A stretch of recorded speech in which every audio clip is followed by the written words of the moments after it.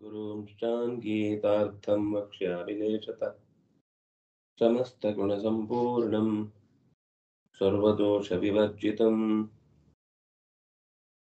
नारायणं नमस्कृत्य गीता तात्पर्यमुच्यते लभन्ते ब्रह्मनिर्वाणं ऋषयः क्षीणकल्मषाः छिन्नद्वैधायतात्मानः सर्वभूतहिते रताः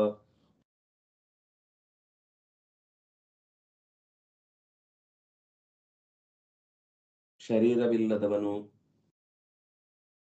ಅಂತ ಬ್ರಹ್ಮನನ್ನು ತಿಳಿದವರು ಬ್ರಹ್ಮನನ್ನು ಪಡೆಯುತ್ತಾರೆ. ಯಾರು ಕಲ್ಮಶವನ್ನು ಕಳೆದುಕೊಂಡಿದ್ದಾರೋ, ಸಂದೇಹಗಳನ್ನು ದೂರ ಮಾಡಿಕೊಂಡಿದ್ದಾರೋ, ಎಲ್ಲವರನ್ನು ಬಲ್ಲವರಾಗಿದ್ದಾರೋ, ಎಲ್ಲ ಭೂತಗಳಿಗೂ ಜೀವಜಾತಿಗಳಿಗೂ ಹಿತವನ್ನು ಬಯಸುವರಿದ್ದಾರೋ ಅವರು ಬ್ರಹ್ಮವನ್ನು ಲಭಂತೆ ಹೊಂದಿಯೇ ಹೊಂದುತ್ತಾರೆ ಅಂತ ಒಟ್ಟು ಆ ಶಬ್ದದ ಭಾವ ನೋಡಿದ್ವಿ ನಾವು. ಅಲ್ಲಿ ಚಿನ್ನದ್ವೈತ ಯಥಾತ್ಮಾನ ಅಂತ ಶಬ್ದ ಮಾಡಿದ್ರೆ ಅದು ಇನ್ನೂ ಹೆಚ್ಚಿನ ಒಂದು ವಿಶೇಷ ಅರ್ಥವನ್ನು ಕೂಡ ತೆಗೆದುಕೊಳ್ಳುತ್ತೆ ಎನ್ನುವುದನ್ನು ಆಚಾರ್ಯರು ಹೇಳಿದ್ರು. ಚಿನ್ನದ್ವೈತ ಯಥಾತ್ಮಾನ ಅಂತ, ಇಲ್ಲಾಂದ್ರೆ ಚಿನ್ನದ್ವೈತ ಯಥಾತ್ಮಾನ ಅಂತ ಒಂದೇ ಶಬ್ದನೂ ಆಗ್ತಿತ್ತು.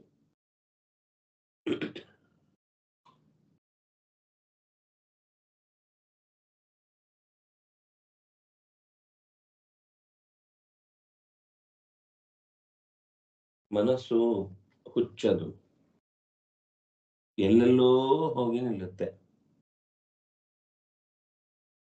ಆದ್ರಿಂದಾಗಿ ಸುದುಷ್ಕರವಿದಂ ಅನ್ನುವ ಮಾತು ಕೂಡ ಬಂದಿತ್ತು. ಆದ್ರೆ ಅದನ್ನ ಭಗವಂತನಲ್ಲಿ ಅಥವಾ ನಾವು ಬೇಕು ಇಲ್ಲೇ ಇಡಬೇಕು ಅಂತ ಯೋಚಿಸಿದಲ್ಲಿ ಸೇರಿಸ್ಬೇಕು ಅಂದ್ರೆ ಏನ್ ಮಾಡ್ಬೇಕು ಅನ್ನೋದು ಪ್ರಶ್ನೆ.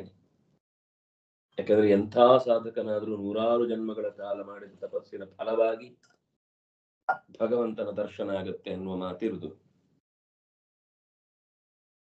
ಯಾಕಂದ್ರೆ ದರ್ಶನ ಆಗಬೇಕು ಅಂದ್ರೆ ನಮ್ಮ ಹಿಂದೆ ಸಾವಿರಾರು ಜನ್ಮಗಳಲ್ಲಿ ಮಾಡಿದ ಪಾಪಗಳ ಮೂಟೆ ಸುಟ್ಟು ಭಸ್ಮವಾಗಬೇಕು.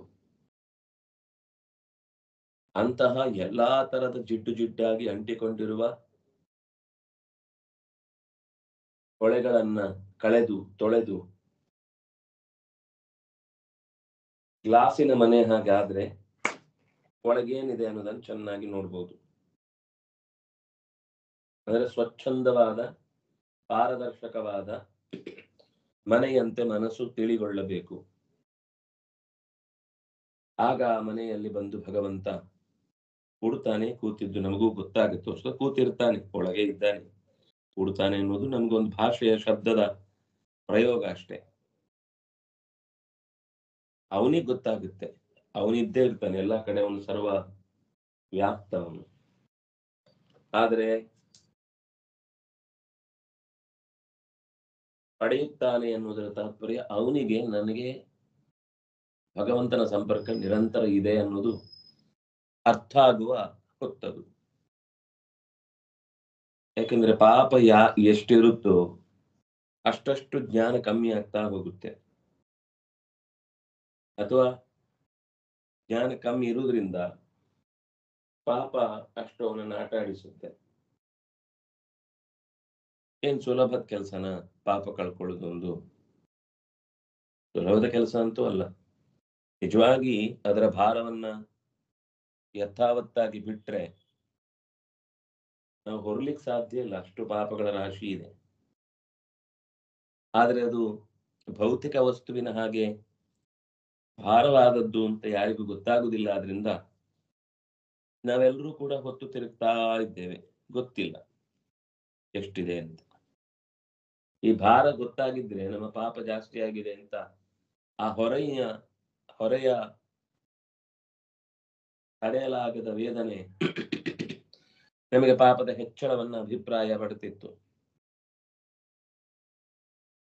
ಆದ್ರೆ ಗೊತ್ತಾಗುತ್ತೆ, ನಾವು ಒಳ್ಳೆಯ ಕೆಲಸ ಮಾಡ್ಲಿಕ್ಕೆ ಹೋದಾಗೆಲ್ಲ ಒಂದು ರೀತಿಯಲ್ಲಿ ತಡೆ ಬರ್ತಾ ಇರುತ್ತೆ.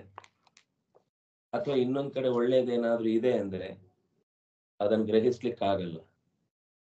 ಅಥವಾ ಒಳ್ಳೆಯ ಅಭಿಪ್ರಾಯವನ್ನ ನಾವು ತಾಳಿದ್ರು ನಮ್ಗದನ್ನ ದಕ್ಕಿಸಿಕೊಳ್ಳಿಕ್ಕೆ ಆಗ್ತಾ ಇರುವುದಿಲ್ಲ. ಹೀಗೆ ಹಲವು ಹಿನ್ನೆಲೆಯಲ್ಲಿ ನಮಗೆ ಒಪ್ಪಿಕೊಳ್ಳಿಕ್ಕಾಗದೇ ಇರುವಷ್ಟು ಕೆಲವು ಸಮಸ್ಯೆಗಳಿವೆ. ಇದೆಲ್ಲವೂ ಕೂಡ ಪಾಪದ ಸೂಚನೆಯನ್ನೇ ಕೊಡುವಂತಹವುಗಳು. ಎಷ್ಟು ಪಾಪಗಳು ಕಡಿಮೆ ಆಗ್ತಾ ಹೋಗುತ್ತೋ ಅಷ್ಟು ಬೇರೆ ಬೇರೆ ತರದ ನಮ್ಮಲ್ಲಿ ಅಭಿವ್ಯಕ್ತಿಗಳು ಹೆಚ್ಚಾಗ್ತಾ ಹೋಗುತ್ತೆ. ಯಾವಾಗ್ಲೂ ದೇವರ ಹತ್ರ ಬೇಡಿಕೊಳ್ತಾ ಇರಬೇಕು. ಇಷ್ಟ ಅಂತೇನ ಹೋಗ್ತೀನಿ ದೇವ, ನೀನೊಬ್ಬನೇ ಅಪ್ಪ ನನ್ನ ಪಾಪಗಳನ್ನು ಪರಿಹರಿಸಲಿಕ್ಕೆ ಸಮರ್ಥನಾದಂತಹ ವ್ಯಕ್ತಿ. ನಿನ್ ಹೊರತು ಪೊರೆಯವರ ನಾನರಿಯೇ ಹರಿಯೇ. ನೀನೊಬ್ಬನೇ ಪಾಪವನ್ನ ಪರಿಹರಿಸಬಲ್ಲ. ಅಂದ್ರೆ ಉಳಿದವರು ಪಾಪ ತೆಗೆದ್ರು ಅದು ತತ್ಕಾಲದ ಪೋಸ್ಟ್ಪೋನ್ ಆಗುತ್ತೆ ಹೊರತು ಆಕ್ಟಿವೇಟ್ ಆಗಿದ್ದನ್ನ ತಪ್ಪಿಸ್ಲಿಕ್ಕಾಗಲ್ಲ. ಹಾಗಾಗಿ ಪಾಪ ಅಂದ್ರೆ ಕ್ಷೀಣ ಕಲ್ಮಶಾಹ ಅಂತ ಹೇಳಿದ್ರಿಂದ 3 ತರದ ಕಲ್ಮಶ ಇದೆ. ಒಂದು ಸಂಚಿತ, ಆಗಾಮಿ, ಇನ್ನು ಆಗಿದ್ದು, ಆಗ್ತಾ ಇರುವುದು ವರ್ತಮಾನ. ಹಿಂದೆ ಮಾಡಿದ್ದು ಹೊತ್ಕೊಂಡು ಹೋಗ್ತಾ ಇದ್ದೀವಿ. ಈಗ ಮಾಡ್ತಾ ಹಿಂದಿನ ಮೂಟೆಯನ್ನು ತುಂಬಿಸ್ತಾ ಇದ್ದೀವಿ. ಇನ್ನು ಇದರ ಜೊತೆಗೆ ಈಗ ಅನುಭವಿಸ್ಲಿಕ್ಕೆ ಆರಂಭಗೊಂಡಂತಹ ಗಂಟು ತೆಗೆದ ಕರ್ಮದ ಚೀಲ ಪ್ರಾರಬ್ಧ.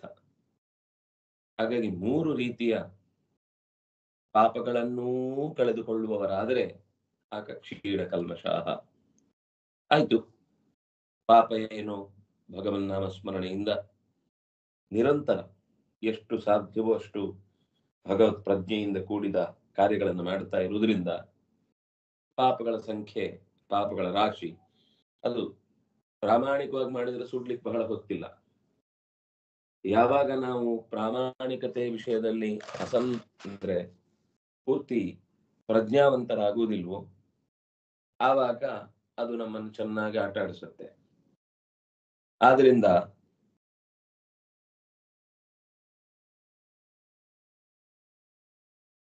ಮುಂದೇನು? ಮನಸ್ಸು ನಿರ್ಮಲ ಆದರೆ ಜ್ಞಾನ ಬಂತು, ಪಾಪ ಹೋಯ್ತು, ಜ್ಞಾನ ಬಂತು. ಜ್ಞಾನ ಬಂದದ್ರ ಲಾಭ ಏನು ಅಂದ್ರೆ ಚಿನ್ನ ದ್ವೈಧಾ, ಡ್ಯುಯಾಲಿಟಿ, ದ್ವಂದ್ವಗಳ ಸಂಶಯಗಳು, ವಿಪರೀತ ಜ್ಞಾನ, ದ್ವಂದ್ವ ಅಂದ್ರೆ ಏನಾದ್ರೂ ಮಾಡ್ಬೇಕಾದ್ರೆ ಮಾಡ್ಲೋ ಬೇಡವೋ, ಅಥವಾ ಹೀಗೋ ಹಾಗೋ, ಹಾಗೆ ಯಾಕೆ ಆಗ್ಬೇಕು, ಹೀಗೆ ಯಾಕೆ ಆಗ್ಬಾರ್ದು ಅಂತನ್ನುವ 100 ತರದ ಅವ್ಯವಸ್ಥಿತವಾದ ಆಲೋಚನೆಯನ್ನ ನಾವು ಒಳಗೊಳಗೆ ಧ್ಯಾನದ ಸ್ಥಿತಿಯಲ್ಲಿ ಹೊಂದಿದ್ರೆ ಆವಾಗ ನಿರ್ಮಲವಲ್ಲದ ಮನಸ್ಸಿನಲ್ಲಿ ಪರಮಾತ್ಮನನ್ನ ಯಥಾರ್ಥವಾಗಿ ಅನುಸಂಧಾನ ಮಾಡುವುದು ಕಷ್ಟ ಆಗುತ್ತೆ. ಆಯತಾತ್ಮಾನಃ, ಆಯತ ಅಂದ್ರೆ ವಿಸ್ತಾರವಾದ ವಿಶಾಲವಾದ ಮನಸ್ಸುಳ್ಳವ. ಚಿನ್ನದ್ವೈಧಾಹ ಆಯತಾತ್ಮಾನಃ, ಮನಸ್ಸು ಚಿಕ್ಕದಲ್ವಾ, ಅದು ಆಯತ ಹೇಗಾಗುತ್ತೆ? ಹಾಗೆ ನೋಡಿದ್ರೆ ಚತುರ್ಮುಖನ ಮನಸ್ಸು ಕೂಡ ಅಣುನೆ, ಅವನ ಜೀವವು ಅತ್ಯಂತ ಸೂಕ್ಷ್ಮವೇ. ಆದರೆ ಇಡೀ ವಿಷಯವನ್ನ, ಜಗತ್ತಿನಲ್ಲಿರುವ ಎಲ್ಲ ಸಂಗತಿಗಳನ್ನ ತಾನು ಸ್ವೀಕರಿಸ್ತಾ ಇಲ್ವಾ? ಭಗವಂತನಾದ ವೇದವ್ಯಾಸರನ್ನ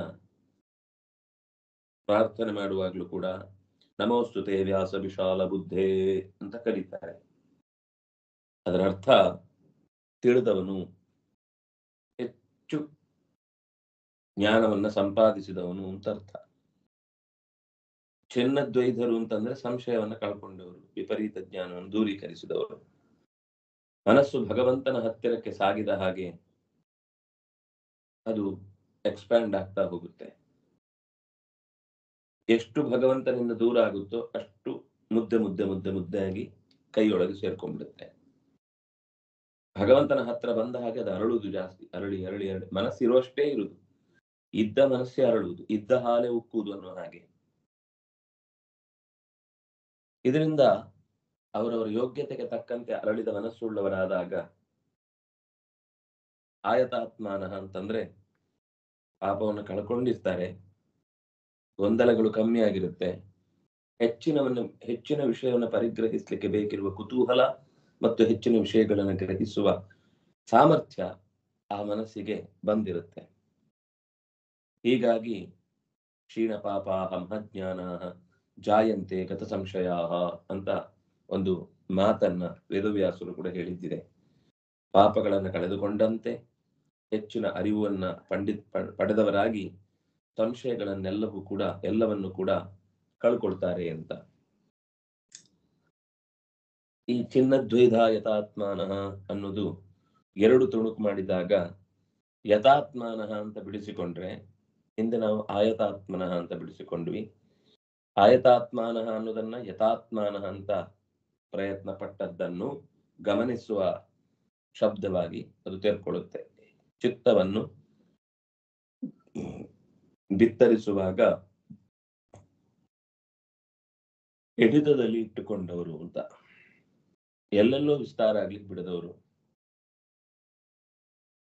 ಆದ್ರಿಂದಾಗಿ ಯಾವಾಗ ನಿಯಂತ್ರಣದಲ್ಲಿರುವ ಮನಸ್ಸಿರುತ್ತೋ ಆಗ ಶೀತೋಷ್ಣ ಸುಖ ದುಃಖಗಳ ವ್ಯತ್ಯಾಸಗಳಿಗೆ ಬದುಕು ಬವಣೆ ಪಡುವುದಿಲ್ಲ, ಎಲ್ಲವನ್ನು ಬಂದಂತೆ ಸ್ವೀಕರಿಸುವ ಎಚ್ಚರವನ್ನು ಹೊಂದುತ್ತೆ. ಆದರೆ ಇನ್ನು ಒಂದು ಸಂಗತಿ, ಯಥಾತ್ಮಾನಃ ಅನ್ನೋದಕ್ಕೆ ಪರಮಾತ್ಮನಲ್ಲೇ ನಿಯತಿಗೊಂಡ ಮನಸ್ಸುಳ್ಳವನು ಅಂತ ಅನ್ನೋದು ಹೆಚ್ಚು ಸ್ವಾರಸ್ಯ. ಅಂದ್ರೆ ಪರಮಾತ್ಮನಲ್ಲಿ ಮನಸ್ಸನ್ನ ನಿರಂತರ ಇಟ್ಟವನು.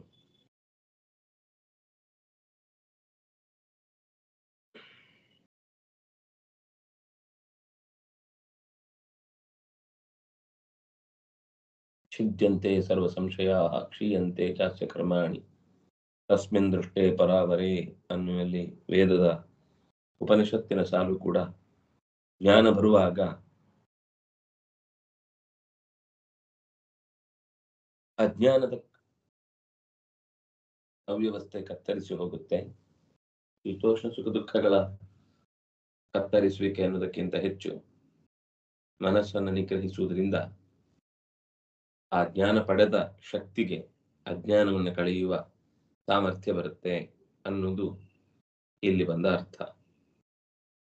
ಸಂಶಯ ವಿಪರ್ಯಯೋವ ಯದ್ವೈತಂ ತತ್ಕೃತಾತ್ಮನ ಅನ್ನುವ ಮಾತು ಕೂಡ ಆಚಾರ್ಯರು ಪುರಾಣದಿಂದ ತೆಗೆದುಕೊಟ್ಟದ್ದು ಈ ಕಾರಣಕ್ಕಾಗಿ.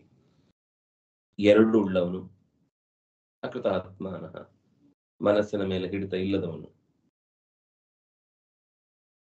ಇನ್ನು ಆಯತಾತ್ಮರು ಅಂತಂದ್ರೆ ವಿಸ್ತಾರವಾದ ಮನಸ್ಸುಳ್ಳವರು. ಯಥಾತ್ಮರು ಅಂತಂದ್ರೆ ಮನಸ್ಸಿನ ಗೆಲುವನ್ನು ಸಂಪಾದಿಸಿದವರು. ಇನ್ನೂ ಒಂದು ತುಂಬಾ ಸುಂದರವಾದ ಶಬ್ದ ಇಲ್ಲಿ ಬಂದದ್ದು, ಸರ್ವಭೂತ ಹಿತೆ ರತಾಹ.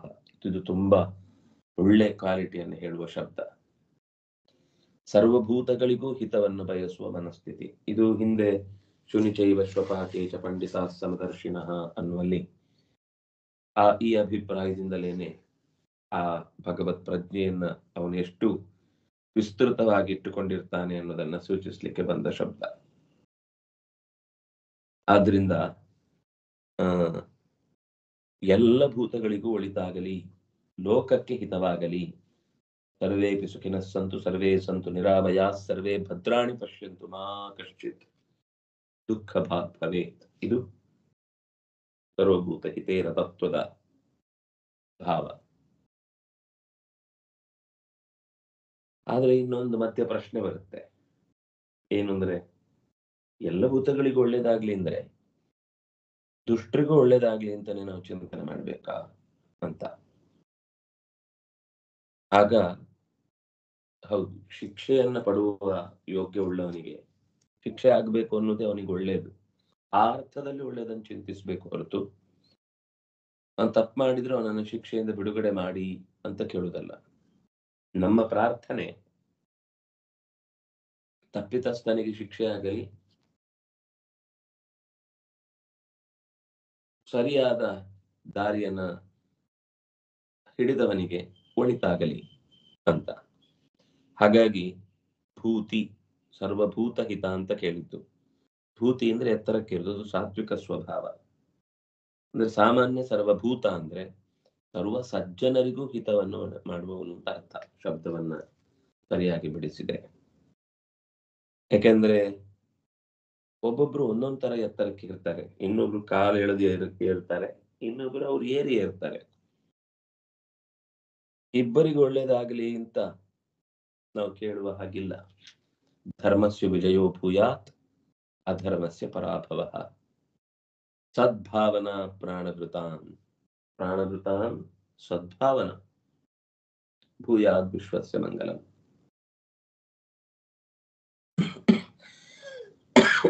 ನಾರಾಯಣ. ಸಜ್ಜನ ಸಂತು ನಿರ್ಭಯ, ಎಷ್ಟು ಚಂದದ ಮಾತು. ಸಜ್ಜನರು ನಿರ್ಭಯರಾಗಿರ್ಲಿ, ದುರ್ಜನರು ನಿರ್ಭಯರಾಗ್ಲಿ ಅಂತ ನಾವು ಕೇಳಬಾರದು. ಅಂದ್ರೆ ದುರ್ಜನರು ಶಿಕ್ಷೆಗೊಳಗಾಗ್ಲಿ ಅನ್ನೋದು ಭಾವ ಹೌದು, ಆದ್ರೆ ಅದಕ್ಕೆ ಸಮಯ ವ್ಯರ್ಥ ಮಾಡಬಾರ್ದು ಅಷ್ಟೇ. ಅದನ್ನೇ ಕೂತ್ಕೊಂಡು ಯೋಚನೆ ಮಾಡ್ತಾ ಇರಬಾರ್ದು. ಏ ಭೂತಾಹ ವಿಘ್ನಕರ್ತಾರಃ ತೇ ನಶ್ಯಂತು ಶಿವಾಜ್ಞೆಯ. ಭಗವಂತನ ಆಜ್ಞೆಯಿಂದ ಅವರಿಗೆ ಆಗ್ಬೇಕಾದ ಶಿಕ್ಷೆ ನೀನ್ ಕೊಡುದೇವೆ, ನಿನ್ ಕೈಯಲ್ಲಿದೆ, ಅದನ್ನ ನಾವು ತಲೆ ಕೆಡಿಸ್ಕೊಳ್ತೇವೆ. ನಮ್ಮಲ್ಲಿ ದೇವತೆಗಳು ಗೆಲ್ಲಲಿ, ರಕ್ಕಸರು ಸೋಲಲಿ, ಸರ್ವಭೂತ ಹಿತರಾದವರ ಪ್ರಾರ್ಥನೆ ಧರ್ಮಸ್ಯ ವಿಜಯೋ ಭೂಯಾತ್ ಧರ್ಮಸ್ಯ ಪರಾಭವ ಅನ್ನೋದು ಪ್ರಾರ್ಥನೆಯ ದೃಷ್ಟಿಯಿಂದ. ಈ ಅದರಲ್ಲೇ ಮನಸ್ಸಿಟ್ಟು ಅದನ್ನೇ ಹೆಚ್ಚು ಹೃದಯದಲ್ಲಿ ತೊಟ್ಟು ಶತ್ರುಗಳ ವಿಷಯವನ್ನೇ ನಿಗ್ರಹಿಸುವುದರ ಆಲೋಚನೆಯಲ್ಲೇ ನಾವು ಕಳೆದು ಹೋದರೆ ಆವಾಗ ಒಳಿತು ಮಾಡುವುದಕ್ಕೆ ಸಿಗುವ ಸಮಯ ಕಮ್ಮಿ ಆಗುತ್ತೆ. ಆ ದೃಷ್ಟಿಯಿಂದ ಭಗವಂತನ ಹತ್ರ ಪ್ರಾರ್ಥಿಸಿ ಬಿಟ್ರೆ ಮುಗಿದೋಯ್ತು. ನಾವೇ ಅದನ್ನ ನಡೆಸಬೇಕಾದ್ದಿಲ್ಲ. ಯಾಕೆಂದ್ರೆ ಸರ್ವಭೂತಗಳಿಗೂ ಹಿತವನ್ನು ನಾವೇನ್ ಮಾಡ್ತಿಲ್ಲ, ನಾವು ಪ್ರಾರ್ಥಿಸ್ತಾ ಇರುವುದು. ಹಾಗೆ ಅದರಲ್ಲಿ ದುಷ್ಟರನ್ನು ಕೂಡ ನಿಗ್ರಹಿಸು, ನಿನ್ನ ಕೈಯಲ್ಲಿದೆ, ನಿನ್ನ ಜವಾಬ್ದಾರಿ. ನಿನಗೆ ಗೊತ್ತು ಯಾರ ತಪ್ಪು ಎಷ್ಟು ದೊಡ್ಡದಿದೆ, ಎಷ್ಟು ಅವರು ಅನರ್ಥಗಳ ಪಟ್ಟಿಯನ್ನ ಕಟ್ಟಿಕೊಂಡಿದ್ದಾರೆ ಅಂತ. ಹಾಗಾಗಿ ಭಗವಂತನಲ್ಲಿ ಬೇಡಿಕೆ, ದುರುಳರಿಗೆ ದುರಂತ ಒದಗಲಿ, ಸಜ್ಜನರಿಗೆ ಅತ್ಯಂತ ಉತ್ತಮವಾದ ಗತಿ ಸಿಗಲಿ ಅಂತ. ಸರ್ವಭೂತ ಹಿತೈರತಾಹ ಅನ್ನುವ ಶಬ್ದ ತುಂಬಾ ಬಾರಿ ಗೀತೆಯಲ್ಲಿ ಬಂದಿದೆ. ಹಿಂದೆಯೂ ಇದೇ ಅರ್ಥದ ಶಬ್ದಗಳು ಬಂದಿದೆ. ಏನು ಅಂದ್ರೆ ಭಗವಂತ ಎಲ್ಲರ ಹಿತವನ್ನು ಬಯಸುವವ. ಯಾಕಂದ್ರೆ ಅವನಿಗೆ ಸಖ, ಅವಿಜ್ಞಾತ ನಾಮ ಸಖ ಅಂತೆಲ್ಲ ಹೆಸರು ಇರುವುದರಿಂದ. ಉಪನಿಷತ್ತಿನಲ್ಲಿ ಇಬ್ಬರಿದ್ದಾರೆ ಅಂತ ಅನ್ನೋ ಶಬ್ದವನ್ನ ಹೇಳುತ್ತೆ.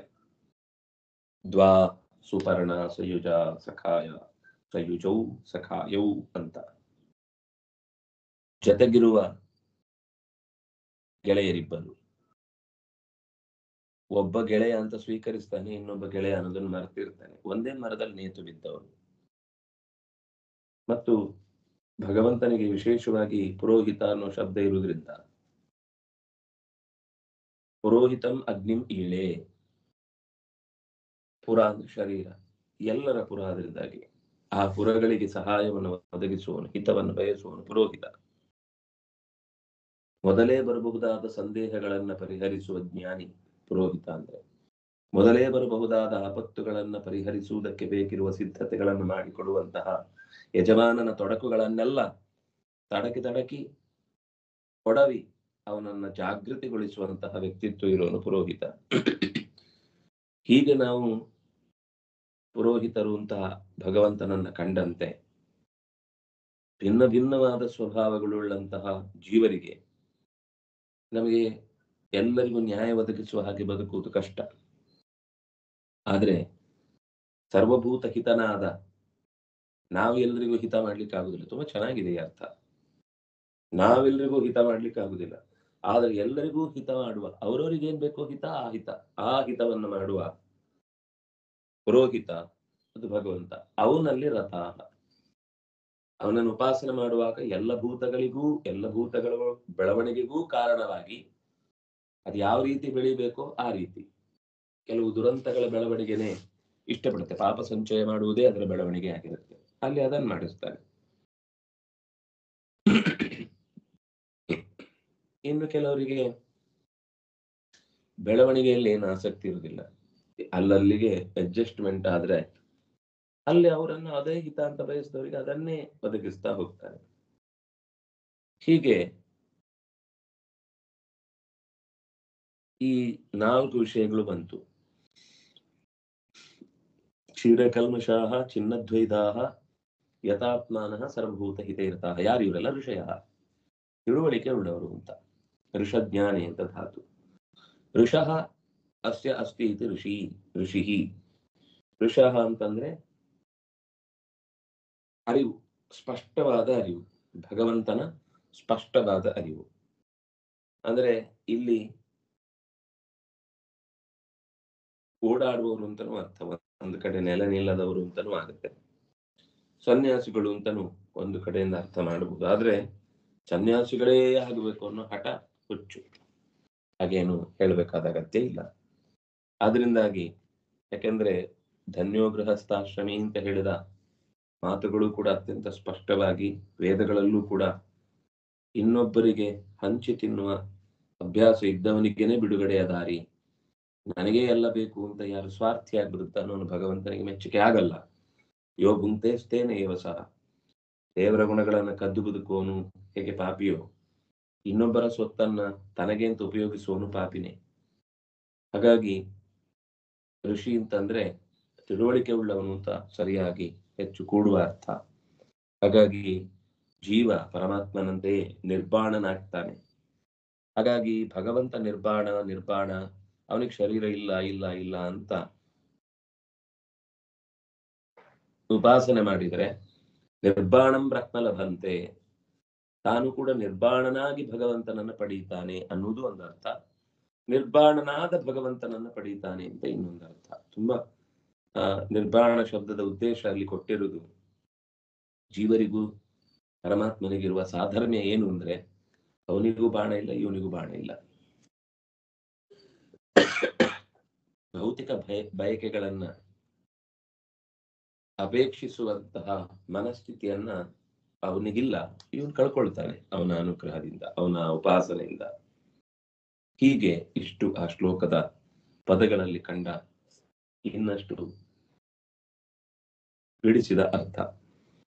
ಹಾಗಾದ್ರೆ ಎಲ್ಲ ಪಾಪಗಳನ್ನು ಕಳೆದುಕೊಂಡ ಕ್ಷೀಣ ಕಲ್ಮಷಾಹ ಚಿನ್ನದ್ವೈತಾಹ ಅಥವಾ ಚಿನ್ನದ್ವೈತ ಯಥಾತ್ಮಾನ, ಸಂಶಯವನ್ನು ಕತ್ತರಿಸಿಕೊಂಡ ವಿಶಾಲ ಬುದ್ಧಿಯವರಾದ, ಜ್ಞಾನದ ಕತ್ತಿಯಿಂದ ಸಂಶಯಗಳನ್ನು ಮಿಥ್ಯಾಜ್ಞಾನಿಗಳನ್ನು ದೂರ ಮಾಡಿಕೊಂಡ, ಮನಸ್ಸನ್ನು ನಿಯಂತ್ರಣದಲ್ಲಿಟ್ಟುಕೊಂಡ, ಎಲ್ಲ ಭೂತಗಳಿಗೂ ಹಿತವಾಗಲಿ ಅಂತ ಬಯಸುವ ಸ್ಥಿತಿಯಲ್ಲಿ ಇರುವ ಭಾವ ಅನ್ನೋದು ಶುದ್ಧವಾಗಿರುವುದು ಅಂತ ಅರ್ಥ.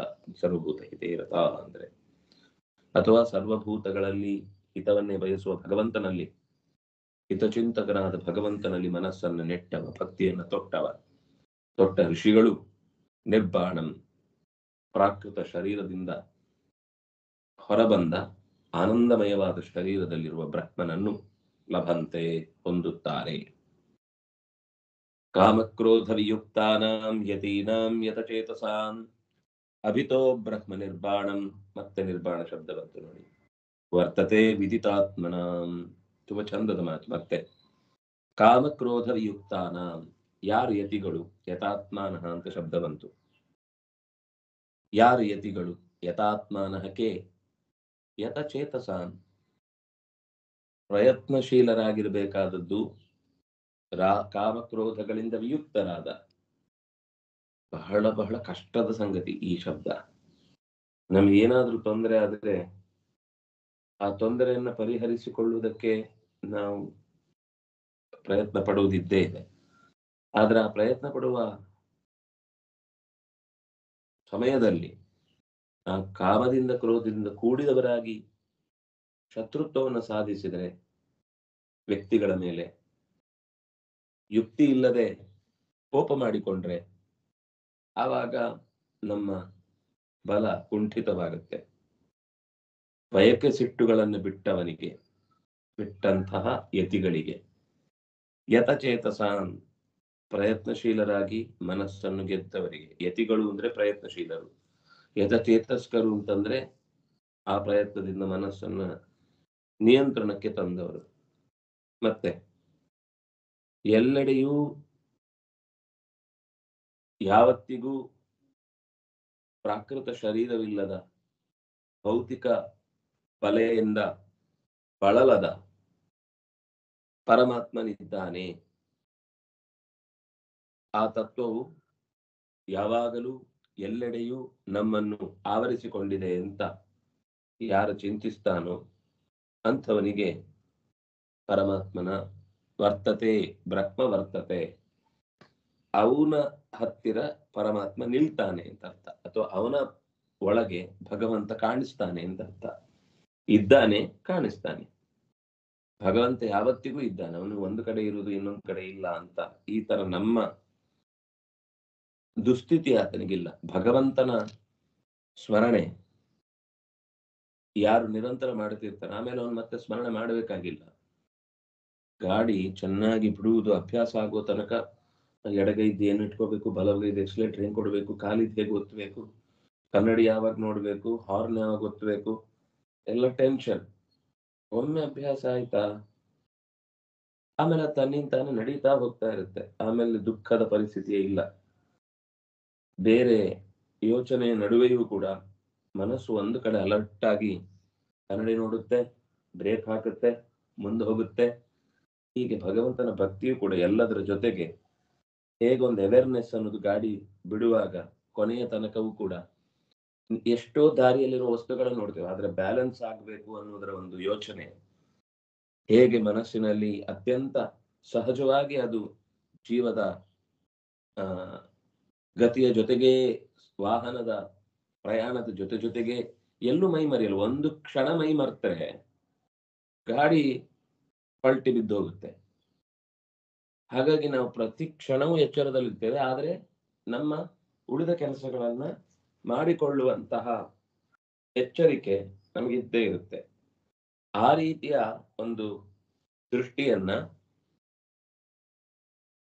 ಸಾಧಕ ಪಡ್ಕೊಳ್ತಾನೆ. ಎಲ್ಲಿದ್ರು ಕೂಡ, ಹೇಗಿದ್ರು ಕೂಡ, ಏನು ವ್ಯವಹಾರದಲ್ಲಿ ತೊಡಗಿದ್ರು ಕೂಡ ಅವನಿಗೆ ಪರಮಾತ್ಮ ಜೊತೆಗಿದ್ದಾನೆ ಅನ್ನುವ ಎಚ್ಚರ ಇದ್ದೇ ಇರುತ್ತೆ. ಆಚಾರ್ಯರ ಮಾತು ತುಂಬಾ ಎರಡೇ ಸಾಲು. ಸುಲಭಂಚ ತೇಷಾಂ ಬ್ರಹ್ಮ. ಯಾರು ಸಾಧನೆಗೆ ಅಂತ ಹೊರಡುತ್ತಾನೋ, ಸಾಮಾನ್ಯ ಎಲ್ಲರಿಗೂ ಡೌಟ್, ಅಲ್ಲ ನಮ್ಗೆಲ್ಲ ಆಗುತ್ತಾ, ನಾವೆಲ್ಲ ಪರಮಾತ್ಮನನ್ನ ಪಡೀಲಿಕ್ಕೆ ಯೋಗ್ಯರ, ನಮಗೆ ನಿಜವಾಗಿಯೂ ಅಂತ ತಾಕತ್ತಿದೆಯಾ, ನಮಗೆಲ್ಲ ದೇವರು ಸಿಗಬಲ್ಲನೇ ಅಂತೆಲ್ಲ ಆಲೋಚನೆ ಇರುತ್ತೆ. ಅದಕ್ಕೆ ಆಚಾರ್ಯರು ಹೇಳ್ತಾರೆ, ಸುಲಭಂ, ನಿಜವಾಗಿ ಪ್ರಯತ್ನಶೀಲರಿಗೆ ಸುಲಭ. ಆದ್ರೆ ಕೆಲವು ಸಂಗತಿಗಳು ಕಾಮಕ್ರೋಧಗಳ ನಮ್ಗೆ ಯಾಕೆ ಎಷ್ಟೋ ಸರ್ತಿ ಇಷ್ಟೆಲ್ಲ ಪ್ರಯತ್ನ ಮಾಡಿದ್ರು ದೇವರು ವರಿಯಲ್ಲ ಅನ್ನುವ ಕೊರಗು ನಮ್ಮನ್ನ ಕಾಡುತ್ತೆ. ಅಂದ್ರೆ ಒಂದಲ್ಲ ಒಂದು ರೀತಿಯಿಂದ ನಮ್ಮ ಕಾರ್ಯಗಳ ಜೊತೆಗೆ ಒಂದು ಅಟ್ಯಾಚ್ಮೆಂಟ್ ಇಟ್ಟುಕೊಂಡಿರ್ತೇವೆ, ಅಥವಾ ಒಂದರ ವಿರುದ್ಧ ಅದರ ಮೇಲೆ ಕೋಪ ಇಲ್ಲದೆ ಅದರ ತಪ್ಪಿಗೆ ಶಿಕ್ಷೆ ಕೊಡ್ತಾ ಅದು ಪರಮಾತ್ಮನ ನಿಯತಿಯಲ್ಲಿ ಇರುವಂತಹದ್ದು ಅಂತ ನನ್ನ ಕೋಪ ಯಾವ ಫಲವನ್ನು ಕೊಡುತ್ತೆ ಹೇಳಿ? ಸಾತ್ವಿಕವಾದ ಕೋಪ ಒಂದು, ಅದು ಬೇಕು. ಅದು ಆ ಕೋಪವು ಕೂಡ ಯಾಕೆಂದ್ರೆ ದೇವರ ಗುಣಗಳನ್ನ ಕದೀತಾನೆ ಅನ್ನೋ ಕೋಪ, ದೇವರ ಚಿಂತನೆಗೆ ಅಡ್ಡಿ ಮಾಡ್ತಾನೆ ಅನ್ನೋ ಕೋಪ, ಸಜ್ಜನರಿಗೆ ಅವರವರ ಬದುಕನ್ನು ನಡೆಸ್ಲಿಕ್ಕೆ ಆಗ್ತಿಲ್ಲವಲ್ಲ ಅನ್ನೋ ಅಸಹಾಯಕತೆಯ ಕೋಪದಿಂದ ಭಗವಂತನ ಹತ್ರ ಬೇಡಿದರೆ ಎನ್ನೊಡೆಯನ ಬೇಡುವೆನು ಅಂತ ಅವನನ್ನೇ ಶರಣಾಗುದು. ನನ್ನ ಪ್ರಯತ್ನ ಮಾಡುವಾಗ್ಲೂ ಕೂಡ ನಾನೇನೋ ಮಾಡಿಬಿಡ್ತೇನೆ ಅಂತನ್ನುವ ಅಹಂ ಭಾವ ತೋರದೆ ಅವನಲ್ಲೇ ರತನಾಗಿ ಅವನನ್ನೇ ಅಭಿವ್ಯಕ್ತಿಗೊಳಿಸಿಕೊಳ್ಳುವ ಮಹಾಪ್ರಯತ್ನ ಅನ್ನುವ ಎಚ್ಚರದ ಜೊತೆಗೆ ವ್ಯಕ್ತಿಶಃ ಯಾವುದನ್ನು ತಲೆಗೆ ಹಾಕಿಕೊಳ್ಳದೆ ಗುಣಗಳಿಂದ ನಾವಿನ್ನಷ್ಟು ಬೆಳೆಯುವುದು ಹೇಗೆ, ಅದು ಎಲ್ಲ ಗುಣದಿಂದಲೂ. ಅದಕ್ಕೆ ಮತ್ತು ಶಬ್ದ ಹಾಕಿದ್ರು ಅಭಿತಃ ಅಂದ್ರೆ ಎಲ್ಲಾ ದಿಕ್ಕಿನಿಂದಲೂ, ಕೇವಲ ಯಾವುದೋ ಒಂದು ಮುಖದಿಂದ ಮಾತ್ರ ಅಲ್ಲ, ಎಲ್ಲಾ ಕಾರ್ಯದಲ್ಲೂ ಎಲ್ಲಾ ಕಾಲದಲ್ಲೂ ನಾವು ಈ ಎಚ್ಚರಿಕೆಯನ್ನು ಇಟ್ಟುಕೊಂಡಿರಬೇಕು. ಹಾಗಿದ್ದಾಗ ಬ್ರಹ್ಮ ವರ್ತತೆ, ನಮ್ ಜೊತೆಗೆ ದೇವ್ರು ಇರ್ತಾನೆ. ನಾವು ದೇವ್ರಿದ್ದಾನೆ ಇದ್ದಾನೆ ನನ್ನ ಜೊತೆಗಿದ್ದಾನೆ, ದೇವರು ಕೊಟ್ಟಾನು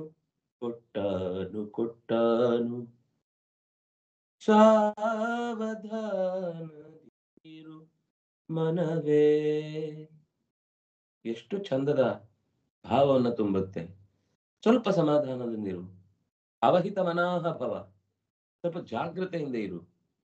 ದೇವರು ನಮ್ಮ ಜೊತೆಗಿದ್ದಾನೆ, ಅವನು ಅದಕ್ಕೆ ಪರಿಹಾರವನ್ನ ತರ್ತಾನೆ. ನಮ್ಮ ಪ್ರಯತ್ನ ಏನ್ ಬೇಕೋ ಅದನ್ನ ಮಾಡಿರ್ಬೇಕು, ಆದ್ರೆ ಆ ಪ್ರಯತ್ನದ ಹಿಂದೆ ನಮ್ಮ ಆಕ್ರೋಶ, ಆವೇಗ ಅದನ್ನು ಜೀವಂತವಾಗಿರ್ಲಿಕ್ಕೆ ಬಿಡಬಾರದು. ಅದನ್ನ ಬದಿಗಿಟ್ಟು ಇದು ಕೂಡ ನಿನ್ನ ಕೆಲಸ ಅಂತ ನಾನು ಮಾಡ್ತಿದ್ದೇನೆ ಅಂತ ಈ ರೀತಿ ಇದು ಎಂದೆಂದಿಗೂ ಎಲ್ಲೆಲ್ಲಿಯೂ ಅನ್ನುವ ಶಬ್ದವನ್ನ ಹೇಳಲಿಕ್ಕೋಸ್ಕರ ಅಭಿತಃ ಅನ್ನುವ ಶಬ್ದವನ್ನ, ಅಭಿತೋ ಬ್ರಹ್ಮ ನಿರ್ಬಾಣು. ಇನ್ನೊಂದು ರೀತಿ ಅಭಿತ ಅಂದ್ರೆ ಎಡಬಲ, ಎದುರು ಬದುರು, ಮೇಲೆ ಕೆಳಗೆ ಅನ್ನೋ ಎಲ್ಲ ಮುಖದಿಂದಲೂ ಎಲ್ಲ ದಿಕ್ಕಿನಿಂದಲೂ ಅಂತನೂ ಅರ್ಥ. ದೇವರು ನಮಃ ಪುರಸ್ತಾತ ಪೃಷ್ಠತಸ್ತೆ ನಮೋಸ್ತುತೆ ಸರ್ವತ ಏವ ಸರ್ವ ಅನಂತ ವೀರ್ಯಾಮಿತ ವಿಕ್ರಮಸ್ತ್ವಂ ಸರ್ವಂ ಸಮಾಪ್ನೋಷಿ ತಥೋಸಿ ಸರ್ವ ಅಂತ ಮುಂದೆ 11ನೇ ಅಧ್ಯಾಯದಲ್ಲಿ ಹೇಳುವುದಿದೆ.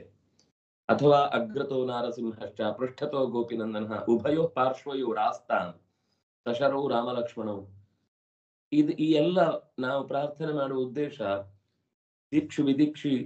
ವಿದಿಕ್ಷು ಊರ್ಧ್ವಂ ಅತಃ ಸಮಂತಾತ್.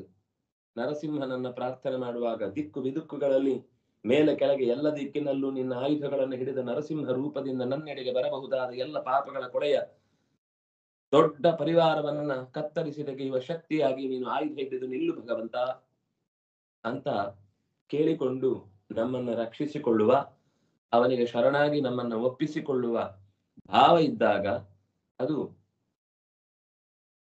ಫಲ ಕೊಟ್ಟು, ಇದ್ದೇನಪ್ಪ ಹೆದರ್ಬೇಡ ನಿನ್ ಜೊತೆಗೆ ಇದ್ದೇನೆ ನಾನು ಅಂತ ದೇವರು ಹೇಳಿದಂತೆ ನಮಗೊಂದು ಭಾವ ಹುಟ್ಟತ್ತೆ. ದೇವರು ಹಾಗೆ ಹೇಳಿದ್ದನ್ನ ನಾವು ಅನುಭವಿಸ್ತೇವೆ. ನಿನ್ ಜೊತೆಗೆ ನಾನಿದ್ದೇನೆ, ಹೆದರ್ಬೇಡ, ನಿನ್ನ ಕಾರ್ಯಕಲಾಪಗಳನ್ನ ನಾನೇ ನೋಡಿಕೊಳ್ತೇನೆ, ಯೋಚನೆ ಮಾಡಬೇಡ. ಒಂದು ಕ್ಷಣ ಹೀಗಿರಾಗಬಹುದು ಮನುಷ್ಯನಾದ್ರಿಂದ, ಆದ್ರೆ ಮರುಕ್ಷಣ ಅದಕ್ಕೆ ಬೇಕಿರುವ ಪರಿಹಾರವನ್ನು ಸೂಚಿಸುವ ಮಹಾಶಕ್ತಿಯೇ ನನ್ನ ಜೊತೆಗಿರ್ಬೇಕಾದ್ರೆ ನಾನು ಯಾಕೆ ಒದ್ದಾಡ್ಲಿ ಅನ್ನುವ ಒಂದು ಧೈರ್ಯವೂ ಕೂಡ ಆತನನ್ನ ಆವರಿಸಿಕೊಳ್ಳುತ್ತೆ. ಹಾಗಾಗಿ ನಮ್ಮಲ್ಲಿ ಎಷ್ಟೋ ಸರ್ತಿ ನಂಬಿಕೆ ಕಮ್ಮಿ ಆದಾಗ್ಲೇ ಭಯ ಜಾಸ್ತಿ ಆಗುತ್ತೆ. ಮಾಡುವ ಕೆಲಸದ ಮೇಲೆ ವಿಶ್ವಾಸ ಇಟ್ಟು ಮಾಡಿದ್ರೆ ಅದು ಫಲ ಕೊಡುತ್ತೆ. ಡಾಕ್ಟರ್ ಕೊಡುವ ಮದ್ದನ್ನ ಅವನು ವಿಶ್ವಾಸದಿಂದ ಕೊಡ್ಬೇಕು, ಒಂದು.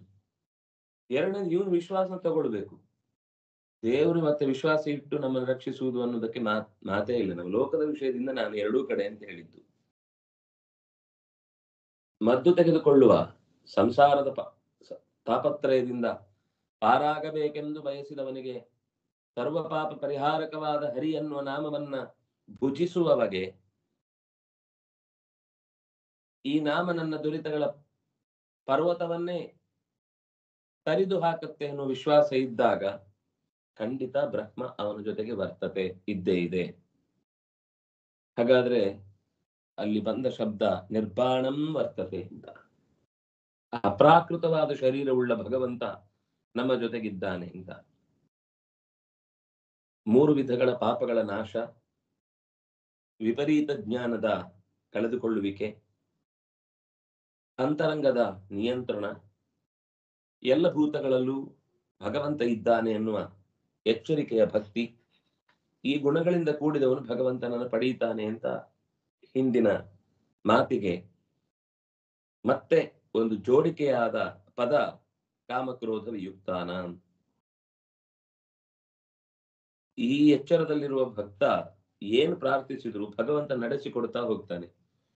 ಹೂವ ತರುವರ ಮನೆಗೆ ಹುಲ್ಲ ತರುವ, 2 ಅರ್ಥ ಅದು, ತುಂಬಾ ಚಂದ.